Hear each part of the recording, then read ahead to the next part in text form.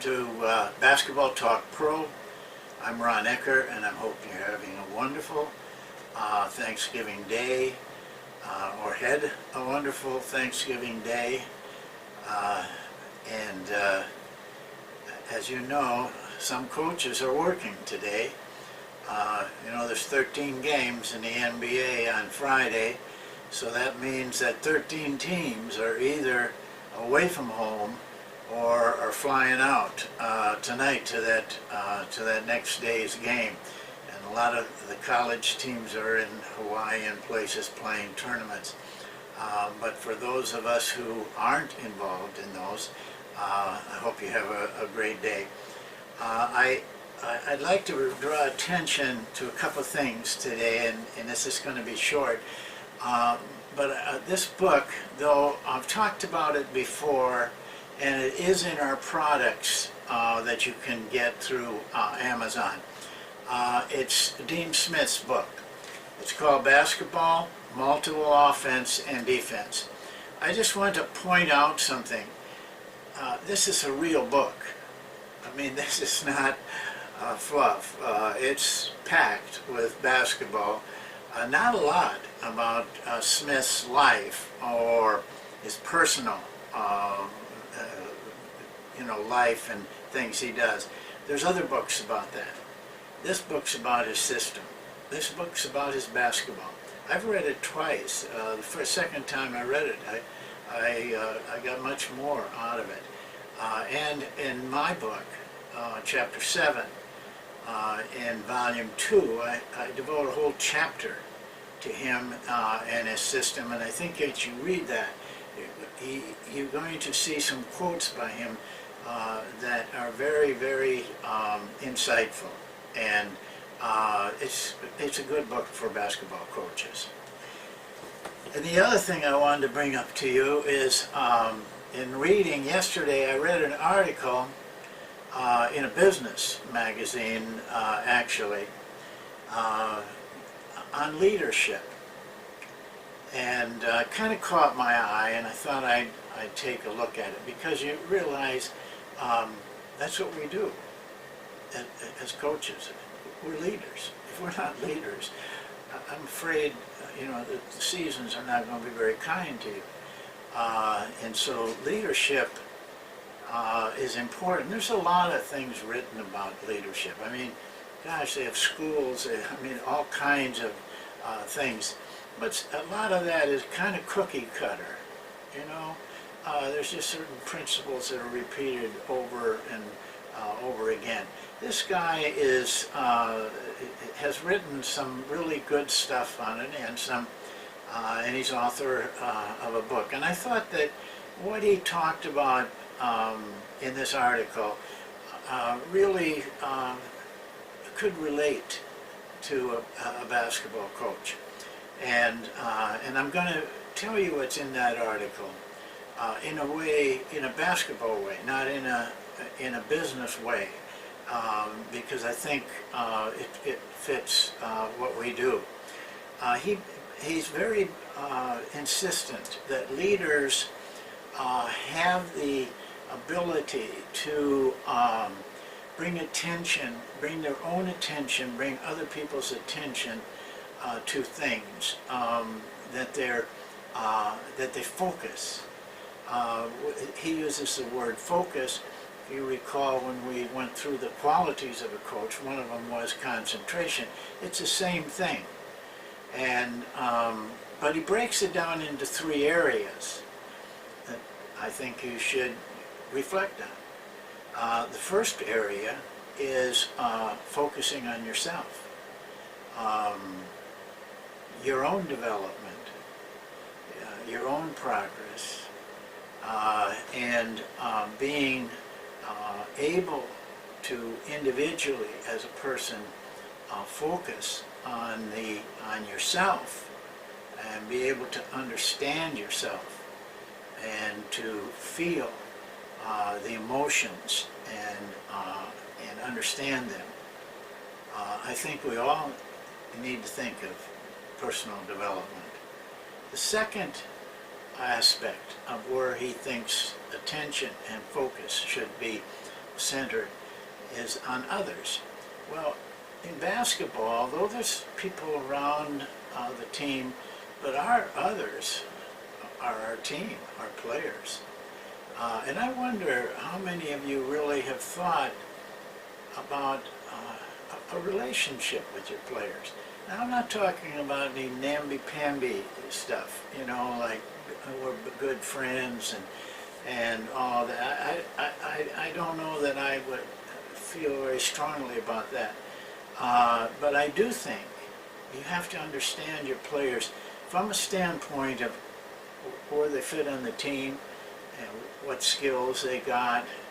But some think once in a while, what's their life like? Now, if you played, you can relate to it a little bit. But as coaches, we tend to forget it, even though we know it.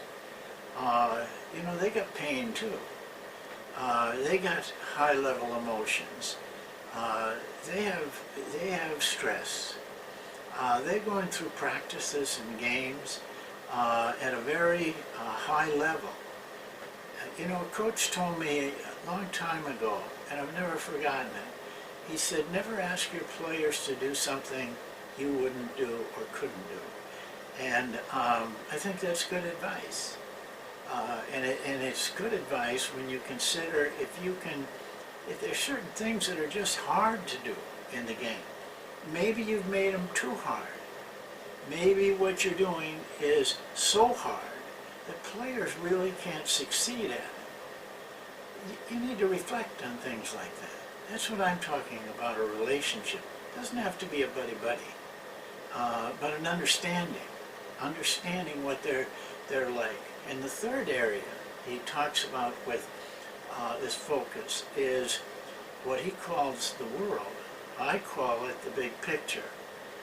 Understanding that basketball, the wonderful game it is not just centered on us and our team. There's a lot going on in basketball, especially now. The global thing is huge.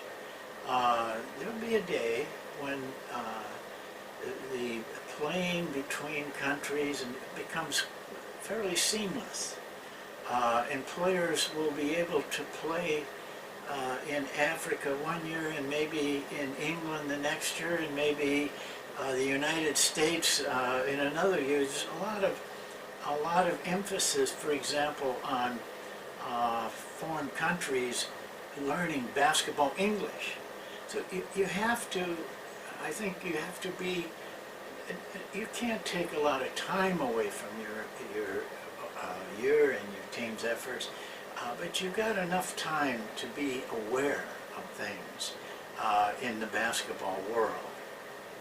Well, I think those are, I skim those pretty much. I have to leave some up to you. I can't. I think it's important for you to struggle with these things, not just have somebody say them. That's the easy part. It's the hard part is doing it.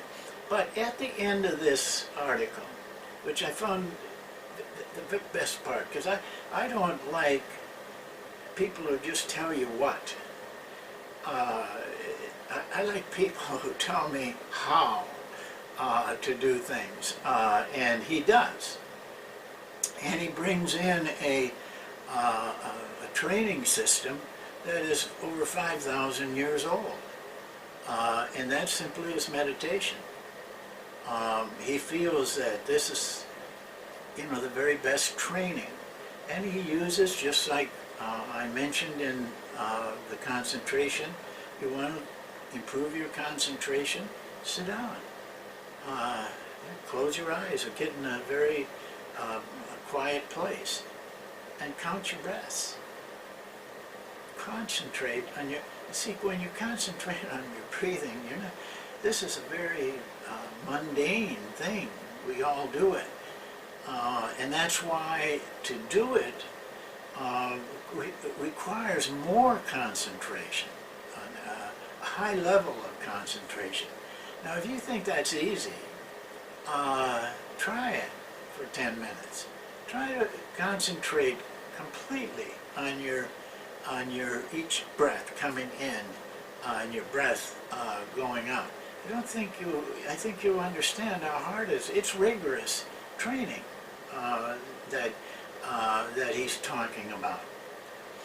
And I'll leave you with a story he tells, a very brief thing. They have, they're doing all kinds of studies on all of this stuff. But what they found out is that links with what we're talking about, is that executives in the business world, and we probably are in that category as coaches, at the top of what we do, are very slow to return emails. They return them, but they're very slow to return them. But the ones that return emails immediately are in very much lower positions. And the point he's making here is that the focused leader understands that he takes care of his business first, what is really important. He can focus on that. He'll get to the emails. He'll tuck them in someplace.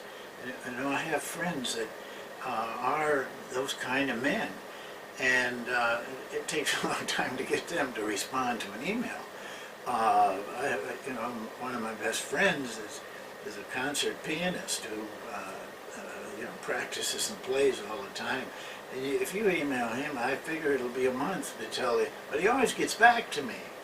But it's probably at 4 in the morning or some odd hour that he's got time from his practice and his performance to do his emails. I think it's a good sign of where your focus is.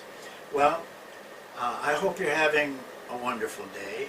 Maybe when you watch this, the day is over, so I hope you've had a wonderful day. But Thanksgiving, as you all know, it's more than just great food and drink. It's a day of giving thanks. And I give thanks that I've been able to be in this profession as long as I have. And I think that all of us should feel thankful that we can be coaches and that we have the opportunity to help thousands and thousands of players, like probably very few people do have. So I hope it's a wonderful Thanksgiving, and we'll see you next time.